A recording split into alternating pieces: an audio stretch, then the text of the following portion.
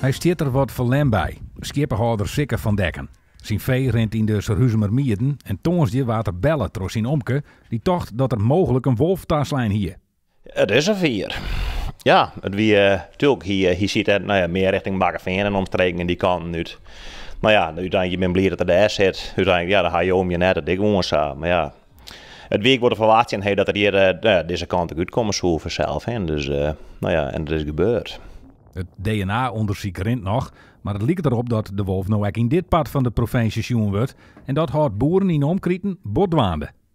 Ja, net positief. Nee, dat is gewoon zo. Dus je mag een beetje reëel wezen of reëel wezen.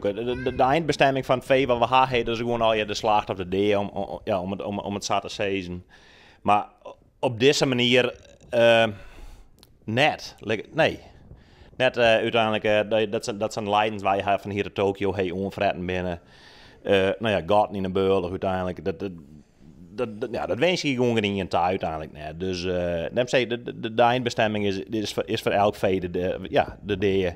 Maar dat zeg ik net op deze manier. Wist wel. En dit ik net zat ik iets op een wolf zien had. Je zou er één keer in de week bij me komen en hij zou in je mij nemen en hij eet hem op. Hij juist mij naartoe. En uiteindelijk ben meer die er zouden denken. Maar het is meer gewoon het slagveld eromheen wat er onderjocht is. Daar ben de meesten gewoon op zien uiteindelijk. Ken je meer als boer niet direct een wapen?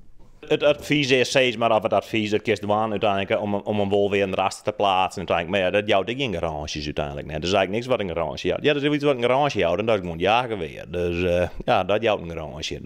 Dan is er voort. Maar uiteindelijk de wol weer in de rasters. En zulke dingen, dat jouwt ik geen 100% garage uiteindelijk. Dus nee.